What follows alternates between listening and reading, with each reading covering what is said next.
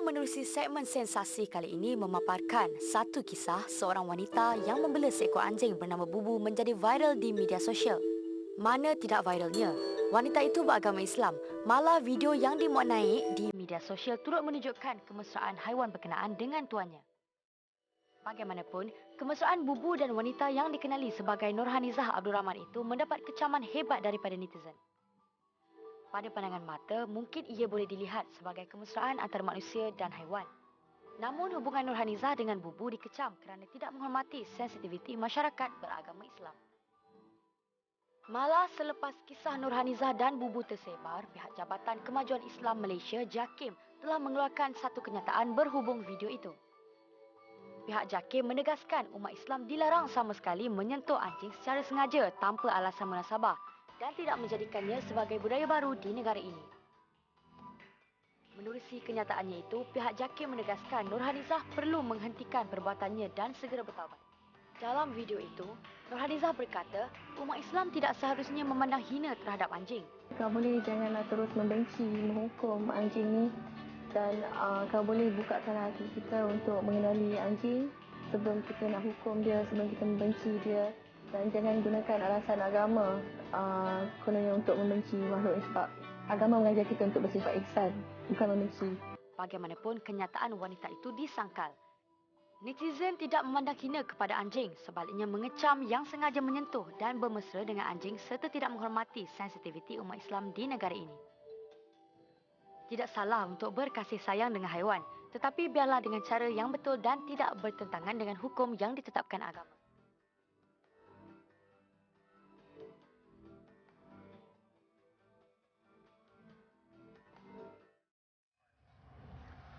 Kembali bersama NS Now, terima kasih kerana masih lagi bersama kami. Dan itu dia sebentar tadi segmen sensasi kisah wanita Melayu Islam yang viral di media sosial dan menerima pelbagai reaksi daripada netizen di luar sana. Malah pihak JAKIM pun mengeluarkan kenyataan supaya wanita terbabit menghentikan perbuatannya. Dan seperti yang dikatakan tadi, ia juga topik perbincangan kita petang ini, Syafiq. Dan untuk itu kami bawakan dua tetamu istimewa yang akan mengulas isu berkenaan. Ya, betul-betul Priya. Dan untuk itu kita nak ucapkan terima kasih kepada kedua-dua orang tetamu kita pada hari ini. Terlebih dahulu saya perkenalkan di sebelah kanan saya Ustaz Muhammad Fahmi Rosli yang merupakan pegawai hal ehwal Islam dari Pejabat Mufti Wilayah Persekutuan. Assalamualaikum Ustaz. Dan juga kita ada Nur Syazwani Roslan. Terima kasih kerana sudi datang ke studio NS kami untuk membincangkan isu yang agak sensasi ketika ini. Sangat sensasi dan sangat memberikan satu gambaran yang agak negatif. Ada yes. persepsi negatif, ada juga persepsi yang Jadi kita positif. akan ulaskan menerusi bersama dengan Ustaz dan juga Nur Syazwani. Ya, betul. Mungkin kita akan terus ke soalan yang pertama Priya. Mungkin Priya nak tanya soalan pertama. Mungkin Ustaz boleh ceritakan sikit bagaimana Ustaz melihat perkara ataupun advertisement yang dibuatkan oleh wanita berkenaan. Ya, baik. Bismillah, alhamdulillah, wassalatu wassalamu ala rasulillah. Saya melihat isu ini dia lebih kepada cara faham kita terhadap nas-nas agama kita itu sendiri. Ini kerana memang melihat kepada nas, Islam menganjurkan kita supaya kita berbuat baik dengan haiwan. Itu yang digelarkan sebentar tadi sebagai ihsan kepada haiwan. Innallaha katabal ihsan ala kulli syai'. Allah mewajibkan untuk berbuat baik kepada setiap sesuatu termasuklah haiwan dan termasuk anjing juga. Dan isu yang kita cuba kena jelas dan faham bahawasanya terdapat perbezaan di antara berlaku ihsan iaitu berbuat baik dengan haiwan dengan kita membela, dengan kita memeluk, dengan kita menyentuh. Kerana itu ada hukum lain di sisi para fuqaha. Kerana kalau kita sentuh anjing maka itu sebahagian fuqaha menganggap ia sebagai najis yang menyebabkan kita perlu bersuci diri kita itu. Dan begitu juga dari sudut kita membela anjing juga memang ada larangan di dalam Islam yang mana jika sesiapa yang membela anjing secara sengaja maka dia akan kurang pahala dia sebanyak begitu besar pahala yang kurang dalam kehidupan dia. Wallahu a'lam. Okey. Mungkin Nani boleh ceritakan sikit Nani difahamkan Nani ada juga membela 2 ekor anjing untuk menjaga ladang. Mungkin Nani boleh ceritakan sikit adakah mendapatkan pandangan mana-mana pihak sebelum berbuat demikian? Baik, sebenarnya saya nak mengucapkan terima kasih kepada NS Digital untuk menjemput saya ke sini. Saya rasa penglibatan saya untuk membincangkan perkara ini mungkin banyak yang kata beraninya. Sebenarnya bukan sesuatu yang mudah, terutamanya bila anda sebagai seorang Muslim, wanita berhijab terutamanya untuk mengakui sesuatu yang sangat sensasi. Macam you all tengok tadi memang wanita tersebut dikecam, betul. Tapi suka saya nak berkongsi sebenarnya tujuan saya datang sini. I have to admit that I had a few dogs before, tapi tu dia comel kan. Anyway. Oh, itu anjing nanti. Kisahnya sebenarnya saya suka nak berkongsi penglibatan saya dan juga keluarga dalam membela haiwan-haiwan ini adalah sebenarnya atas dorongan masyarakat sekeliling kami sewaktu itu. So kami sebenarnya daripada KL, kami berhijrah ke utara tanah air untuk memulakan peternakan ayam, ikan dan sebagainya lah. So one day apa yang jadi, kita punya staff seorang ni datang bawa balik papi. Lepas tu kata, kenapa bawa balik anjing ni? Dia cakap, saya nampak papi ni dekat hujung jalan, dia duduk situ seorang-seorang, seko-seko. Sebab apa? The mother and the adik-beradik semua dah kena lenyek dengan trailer. So she was the only survivor. So dia kata, simpanlah bos. Sebab apa? Kawasan perkampungan ni, crime rate dia sangat tinggi. Sebab situ miskin tegak lah orang kat situ. So dia kata, kita kena ada guard dog. So masa tu kita memang susah hatilah sebab kita takut dikecam kan. So masa tu the whole kampung found out yang kita ada bela anjing, seekor anjing tu. Tiba-tiba one day ada orang daripada surau datang bawa guni, bawa 2 ekor papi. You all bela anjing kan, ni ada papi ni kena abandon dengan dia punya mother. So boleh tak you all bela? Macam Masya Allah 3 ekor. Tapi that's where we started lah. Dan dari situ mungkin Nani sendiri ada melihat ataupun ada dapatkan panduan ataupun mungkin daripada guideline daripada orang lain bagaimana untuk nak bela binatang ini? Sebaik saja kita memang sangat takut, especially my mother. She was really sangat-sangat takut sebab kita tahu sememangnya isu anjing ini sangat-sangat sensitif di kalangan masyarakat.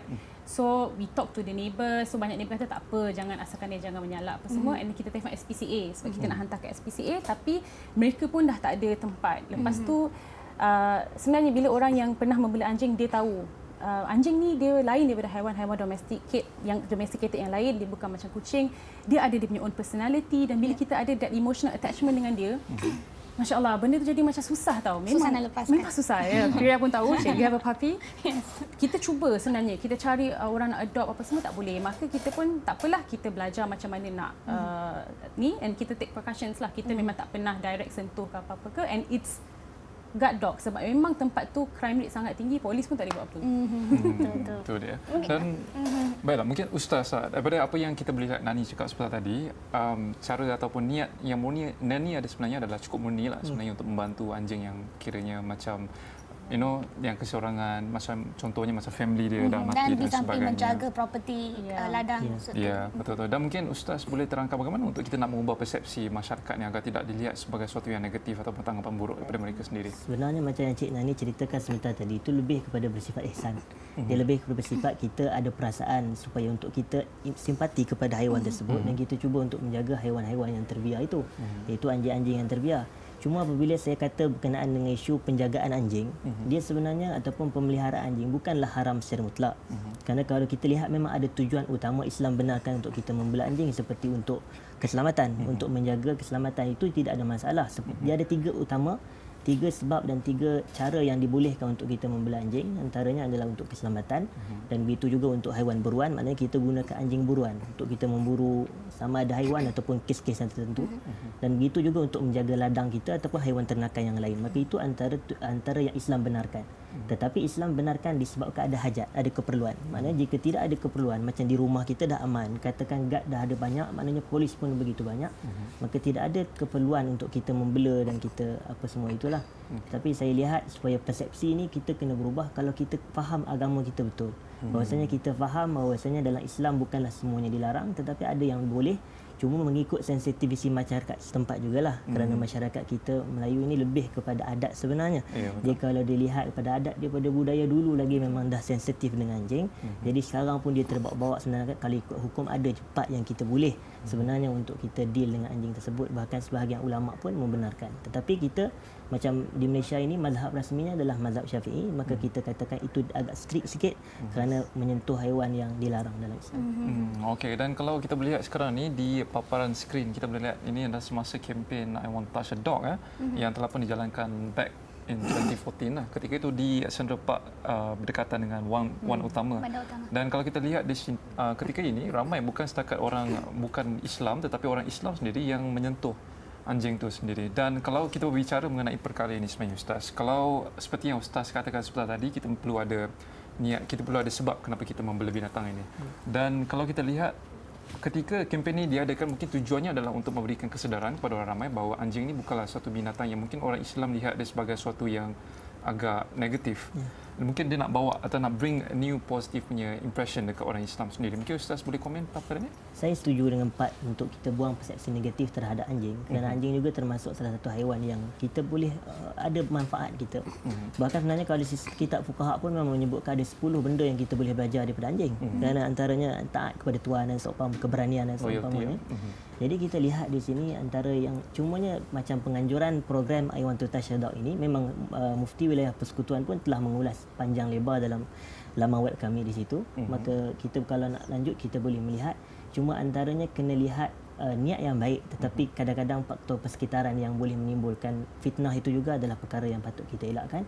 Boleh juga kita, boleh sahaja kita tak perlu buat program macam itu pun, tetapi dalam masa yang sama kita boleh edarkan risalah, kita boleh timbulkan kecanaan dalam Facebook dan seumpamanya, supaya benda itu viral, supaya anjing juga jangan kita pukul anjing tanpa sebab. Jangan kalau kita lihat anjing yang kelaparan kita tak bagi dia makan sebab kita Muslim dan dia anjing. Maka ini fahaman yang salah yang perlu kita ni, cuba kita faham bahawasanya dalam kes ini maka kita kena nilai balik apa yang sebenarnya Islam ajarkan. Mungkin bagi Nani sendirilah kan, macam Nani ketiga-tiga anak anjing yang Nani ada kat ladang tu bukannya sebenarnya adopt. Nani pun diberi kepada Nani. So bagaimana Nani menguruskan kesihatan ataupun makan minum anjing di ladang tersebut? Memang kita ada engage dengan SPCA kat situ. Lepas tu dia ada bagi kita contact lah dengan a very nice Chinese man yang akan datang. Lepas kita ada vet sebab kita pun memang ada ternakan kat situ kan. So dia orang lah yang akan check semua. So kita kasihkan juga anjing-anjing kita semua tu supaya dia tak breed apa semualah. So we did take precautions lah. Tapi saya suka nak menyentuh kat sini lah. Sebenarnya bagi saya this is really cultural punya thing. Bagi saya rasa Ustaz betul tak? Actually anjing ni sebenarnya yang tak boleh ni sebab kebersihan. Sebab kita solat 5 kali sehari kan. Tapi I don't know, to me, saya sebagai seorang Islam, saya sedikit kesal dan sedih sebab hal-hal macam ini disensasikan oleh kadang-kadang oleh kita sendiri sebenarnya sebagai umat Islam. Saya rasa zaman sekarang ni kita berada di era yang image Islam sangat penat. Di luar dan juga di dalam. Jadi sebagai seorang netizen, sebagai Islam, sebagai pengamal media, if you are a Muslim, you should be focusing and sensationalize benda-benda yang menaikkan nama-nama Islam dan bukannya benda-benda yang sebenarnya hanyalah, bagi saya lah, mungkin orang nampak ni terlalu besar dan saya sangat kesedih bila wanita dalam video yang viral tu dia begitu teruk dikecam. Okey, kalau you tengok video tu pun sebenarnya Ustaz tengok tak cik? Dia ada cakap kat situ, sejak dia bela anjing tu, orang baling najis dekat rumah dia. Orang baling racun dekat rumah dia. And she was sad throughout the video. It wasn't something yang she was proud of. And to me, saya menghormati badan-badan keagamaan yang ada di negara ini. Tapi kadang-kadang saya rasalah mungkin media yang take all this badan-badan keagamaan out of context. But why do you have to sensationalize perbuatan itu hampir kepada menghina Islam? Bagi saya rasa macam wow, in which part? Kenapa orang tak suruh yang bertaubat itu yang mendekati secara Islamik orang-orang yang baling najis dekat rumah dia, orang-orang yang mengkencam dia? Why is it that this woman is seen as the orang jahat dan menghina Islam? To me, kalau kita belajar maqasid syariah, Ustaz, there are several more other things yang boleh menghasilkan benda tu dan sepatutnya this cyberbullying tidak perlu berlaku dan sebagai pengamal media, sebagai Muslims, you should be responsible and you shouldn't be cyberbullying and you shouldn't be pointing around. Islam is more than just telling people you should repent, you berdosa, yang you jahat. Kita sepatutnya fokus on the bigger issue. I see. Okay. Dan sebenarnya kita ada satu VT yang kita nak play. Kita nak lihat sendiri VT ni. Apa kata kita saksikan dahulu? Kita saksikan dulu. Isu berkenaan masyarakat Islam menyentuh anjing bukan baru berlaku. Pada tahun 2014, satu program I Want Touch a Dog telah dianjurkan oleh sekumpulan aktivis. Malah program itu mendapat sambutan apabila hampir 1,000 orang menyertainya. Bagaimanapun, ia menjadi isu dan dipertikaikan apabila terdapat orang ramai yang beragama Islam menyentuh dan membelai anjing ketika program berkenaan. Pada dasarnya, program berkenaan diadakan bagi memupuk kesedaran masyarakat terutama yang beragama Islam untuk menghargai anjing sama seperti haiwan yang lain. Bagaimanapun, ia dikecam kerana masyarakat Islam menyentuh dan membelai anjing ketika program berkenaan tanpa alasan dan sebab yang dibenarkan oleh agama. Selepas mendapat pelbagai kritikan, pengajar program Syed Azmi Al-Habsi mengadakan sidang media dan memohon maaf dengan apa yang berlaku. Di sini ingin saya menegaskan bahawa program ini tidak sama sekali menggalakkan anjing sebagai binatang peliharaan. Mengikut sebuah laporan media tempatan, juga menunjukkan majoriti orang ramai tidak bersetuju dengan penganjuran program menyentuh anjing yang diadakan kumpulan aktivis berkenaan. Mungkin dia tak faham tentang agama Islam ni. Bukan orang Melayu semua faham tentang agama Islam ni. Kalau dia faham tentang agama Islam, dia tak boleh pegang anjing. Tuakai yang sepatutnya tak patut sebab yelah, kita pegang anjing tanpa sebab. Lepas tu tak pasal-pasal kena samak kan. Orang gila ya pegang-pegang anjing tu haram. Kenapa cakap haram? Pasal kita suka-suka pergi pegang, mana boleh buat main agama. Ternyata bagi rakyat Malaysia yang beragama Islam khususnya, perbuatan membela anjing, memegang dan menyentuh anjing secara sengaja tanpa alasan yang wajar ia dianggap satu perbuatan yang menyentuh sensitiviti agama. Ya, itu dia sebentar tadi Priya, sedikit pandangan daripada orang ramai mengenai isu pegang anjing ni sendiri, terutama daripada kalangan orang Muslim sendiri terhadap perkara ini lah. Dan sebenarnya saya nak tanya kepada Nani sebentar tadi lah. Ada perkara yang saya nak tanya selepas dia bincang tu. Ada VP pula tiba kacau kan. Aduh lah. Baru nak faham tadi dia bincang. Mana membara. Okey Nani, nak tanyalah. Mungkin pada pengalaman Nani sendiri, mungkin Nani ada jaga binatang tu kan. So Nani pernah tak dikecam ataupun macam mana tanggapan negatif daripada orang luar sendiri kawasan Nani itu sendiri? Itulah sebab sebenarnya when these things happen, you need to be smart. You dah tahu benda tu it's very sensitive in your culture. You janganlah pergi ambil gambar. Saya tak pernah reveal pun macam saya I'm active in social media. Tak pernah saya nak tunjuk kat social media. And kalau saya bawa anjing tu jalan, tempat tu besar. And kita kena tahu yang menjaga anjing ni kita perlu ilmu kan. Kita tak boleh main bela dia je. And memang masa kita get consultation tu, orang kata memang you need to have that bonding sebab nanti dia stress, nanti you menzalimi binatang itu. Sebab you tak boleh, you memang kena bawa dia berjalan apa semua. So kadang saya bawa berjalan pun saya pakai boot, saya jalan dalam ladang tu, saya tak bawa keluar jumpa orang kampung. Dan orang kampung pun memang kita orang selalu sangat jumpa dengan orang kampung. And tanya, okey tak, minta maaf sangat ada anjing apa-apa semua. Tapi mostly diorang macam kata, tak apa. Sebab to them, they understand. Yes. You know, like I said, the crime rates in that place is There's so a need high. to raise a There dog. is a need. Kita banyak anak-anak ayam, so kalau orang datang menyalak, so kita tahulah. Okey, sebenarnya Priya pula. Ustaz. Saya ni begitu teruja sebenarnya, maaf Ustaz. Ustaz, kalau macam seperti tadi Nani ada cakap, dia tak ada upload anything dalam social media tentang dia pegang anjing ke whatsoever semua tu. Mungkin Ustaz boleh terangkan sedikit, adakah bagi setengah individu yang upload gambar mereka ataupun macam seperti tadi ada video yang kita tunjuk nampak wanita tu memegang anjing tu, adakah ini sebenarnya mencalarkan ataupun merendahkan atau mengaibkan sendiri agama Islam tu? Sebenarnya dari sudut agama tidak ada. Secara detail lah. Cumanya dari sudut dia tu sendiri, sebagai dia Muslim, dia menjadi penyebab pada orang lain kutuk dia. Jadi kita pun sebenarnya Islam melarang supaya kita menjadi faktor diri sendiri dia hina. Dan dia kata, tapi memang kita tak nafikan tak mulut orang. Macam mana kita nak jaga yang di dalam media sosial? Tetapi kita menjadi faktor. Sebab tu kalau lihat ulama-ulama dulu memang dia tidak membenarkan kita menimbulkan fitnah kepada diri kita sendiri. Tambah-tambah dalam zaman sekarang ini memang kita tak nak orang timbul fitnah, dan boleh jadi dia menimbul fitnah kepada diri dia. Boleh jadi dia menimbulkan fitnah menyebabkan orang lain dapat dosa kerana dia menjadi punca. Jadi itu antara faktornya lah. Tapi dari sudut agama, cuma dia perbuatan dia upload tu taklah, tapi perbuatan macam contoh dia sengaja membela tanpa ada hajat tu memang ada sikit problem lah.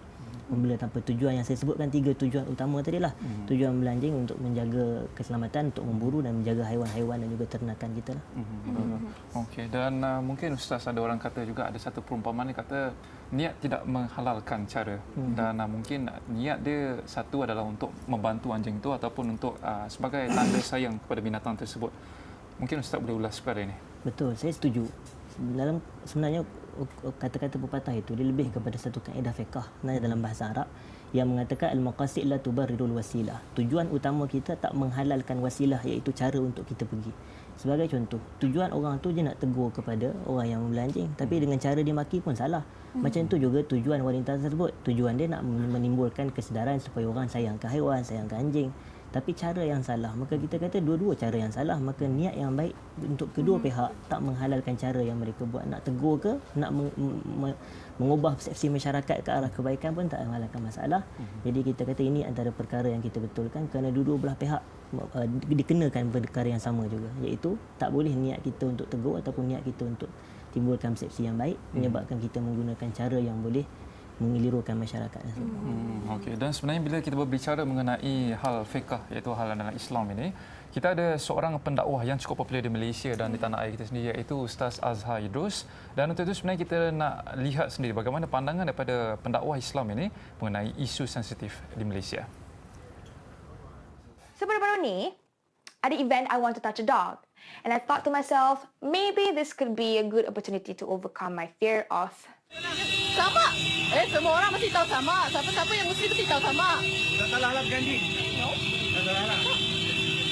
Kita jalan-jalan jumpa tiak ayam. Kita pun ramah tiak ayam. Ramah dibasuh. Haram. Dah boleh basuh kan? Boleh basuh. Hak tu masalah lain. Sengaja mengkotorkan diri, hukumnya haram.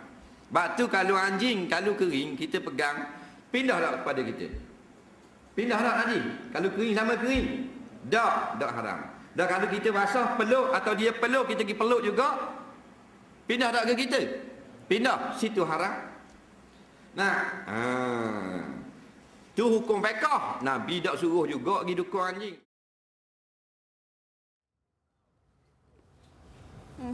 Ustaz nak tanya ni Ustaz ada cerita tadi kan, kalau nak tegur pun ada caranya, macam Nani sendiri yang cerita tadi, wanita tersebut dilontarkan batu, najis dan sebagainya yang mengganggu juga ketenteraman hidup dia. Mungkin Ustaz berceritakan walaupun benda itu salah, menyentuh anjing tanpa sebab.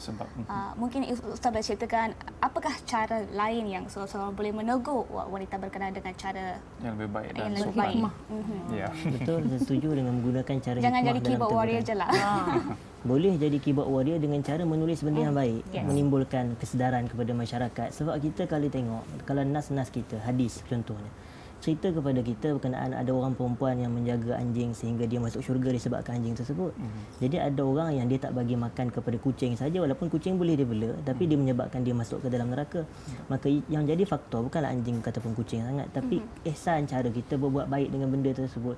Cuma isu yang disebutkan tadi, cara yang terbaik adalah menimbulkan kesedaran terhadap haiwan-haiwan seumpama itu. Kita raikan cuma dalam bab-bab yang tertentu. Memang tak nafikan ada nas-nas ataupun kita kata ada teks daripada Quran ataupun hadis yang memang menegur kita daripada kita membela tanpa sebab. Dan ada menyatakan kalau kita sentuh memang kita sengaja dan kita akan kena samak lah. Jadi benda-benda ni sebenarnya menyusahkan kita. Sebab di sisi mazhab Syafi'i yang di Malaysia amalkan, anjing termasuk dalam najis yang berat lah yang kita tak boleh untuk kita sentuh dengan sengaja tanpa sebab. Dan mungkin Nani sendiri, kalau saya nak tanyalah berkaitan dengan perkara ini jugalah. Nani sendiri, kalau Nani menjaga binatang itu, adakah Nani pegang anjing tu atau Nani ada macam hire, ada guard yang bukan Islam untuk menjaga binatang tersebut? Atau macam mana? Atau Nani letak di kawasan kurungan tertentu binatang ini, atau untuk nak elakkan daripada perkara atau terpegang atau tersentuh binatang ini sendiri? Taklah, I rasa kalau you peladang, sebab masa tu we were farmers lah kan. It's a bit complex lah sebab dogs are naturally very friendly animals, general bonding. And saya jarang balik ke kampung, tapi dia orang ingat saya sebab saya memang tengok dia daripada kecil. In fact ada seekor tu kita orang tak sempat nak kasih kan, dia dah terberanak tau.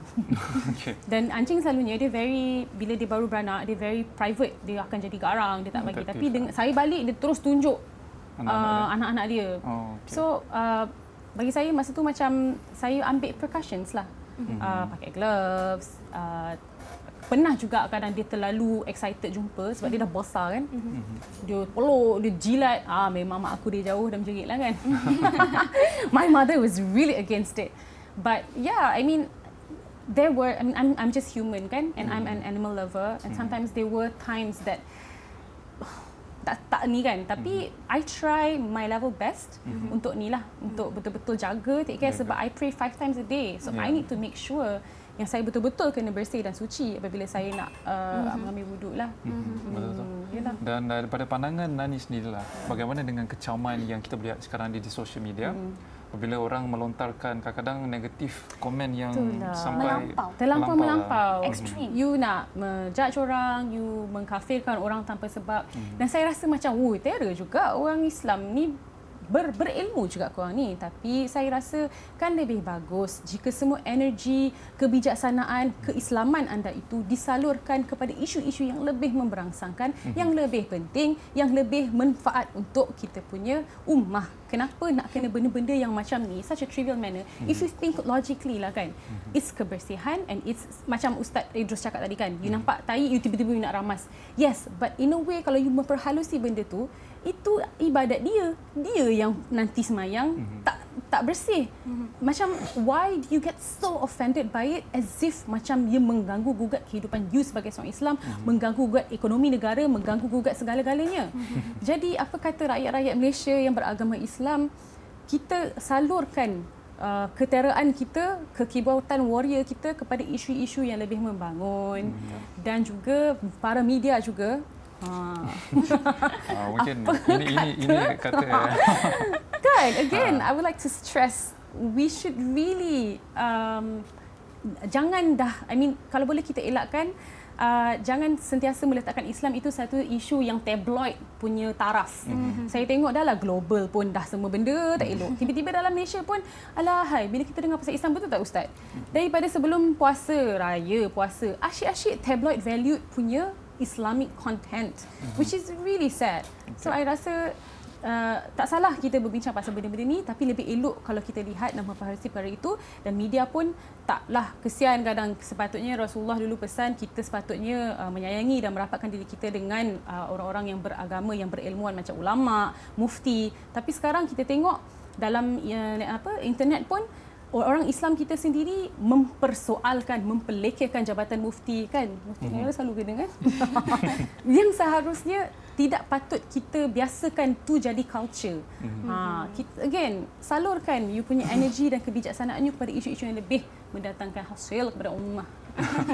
Baiklah, saya percaya kat luar sana juga orang Islam di luar sana mungkin mereka dah faham tentang konsep perkara ini, dan mungkin mereka nak lebih faham. Mungkin saya boleh tanya Ustaz tentang isu ataupun bab samak ni sendiri. Kalau kita boleh lihat anjing ni mungkin berkeliaran bukan saja di luar rumah atau kadang-kadang mungkin di dalam kawasan itu sendiri, ada kawasan rumah tu. Mungkin Ustaz boleh terangkan bagaimana untuk kita melakukan samak ni sendiri. Perlukah kalau hanya pada anggota badan manusia itu sendiri ataupun perlu di kawasan-kawasan yang ada anjing itu sentuh dan sebagainya? Dia sebenarnya isu samak ni adalah isu fiqah. Memang kalau kita lihat dia lebih kepada perbahasan yang begitu detail. Cuma dari sudut kalau kita lihat kenapa anjing berbeza dengan najis-najis yang lain, menunjukkan dia kena sampai 7 kali basuhan. Ini yang kita kata maknanya sebahagian tu, sebab tu sebahagian ulama dia anggap kenapa besar najis kepada anjing lebihi najis-najis yang lain. Kalau macam kita pegang tahi pun dia kata itu kadar basuh dengan tangan sekali 2-3 kali saja, tapi kalau anjing kenapa begitu? Cuma caranya adalah sebagaimana yang Nabi sebut dalam hadis, idza walagal kalbu fi ina'i ahadikum falyaghsilhu sab'a marrat ulahunna bit-turab. Apabila salah seorang anjing ataupun salah satu anjing itu menjilat walagha, iaitu dia wuluh, dia jilatan anjing ke dalam satu bekas kita ini, fi ina'i ahadikum falyaghsilhu sab'a marrat, kita basuhlah sebanyak 7 kali, ulahunna bit-turab. Basuhan yang pertama itu dengan menggunakan air, tak air tanah. Jadi tanah air yang bercampur dengan tanah. Jadi maknanya 7 kali basuhan sehingga dia menjadi bersih untuk kita gunakan bekas tersebut. Maknanya apa-apa yang terkena jilatan, sentuhan yang, dan sebagaimana yang disebutkan dalam VT sebentar tadi, dia lebih kepada yang basah. Bukan yang kering. Kalau yang kering ini tidak ada masalah. Tidak ada masalah. Dia sebenarnya betul kita setuju dengan faktor kebersihan dan faktor-faktor yang lain lah yang datang daripada anjing. Sebagai contoh yang di Sarawak ada kes kematian disebabkan penyakit rabies itu. Maka kita katakan ini antara perkara yang perlu diberi perhatian semasa kita menjaga anjing lah.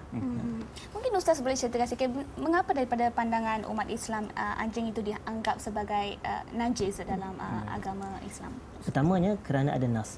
Kerana ada dalil yang daripada Quran sendiri. Sebab tu kalau kita tengok dalam Quran, dalam hadis juga disebutkan berkaitan dengan kenajisan anjing itu sendiri. Cuma tak dinafikan memang ada mazhab yang ataupun ada pandangan dalam Islam yang mengatakan anjing ini bukan najis, tetapi kita tak, majoritinya mengatakan yang ianya najis kerana berdasarkan umat Islam dia punya ialah buku rujukan utama dia, jadi dia defer kepada tu apa yang ada hadis. Jika kita ikut maka itulah yang sebenarnya untuk kita ni. mungkin- Tapi Islam memang kalau tak dinafikan, memang tujuan utamanya kerana ada dalil lah.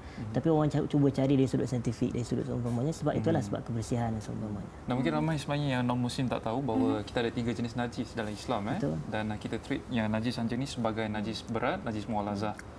Saya rasa sebab dia punya saliva kan sebenarnya Saliva. yang menyebabkan dia jadi Sebab itu, najis. sebab itu digelar sebagai wulu, air jilatan itu. Air jilatan That's itu why it's sebenarnya. dirty. Okey. Dan bagi Nani, sekarang kita nak bagi peluang kepada Nani. Kalau Nani sendiri, kalau sekarang ni orang kat luar tu sedang menonton Nani ketika ini dan mereka tahu Nani ada membeli binatang anjing.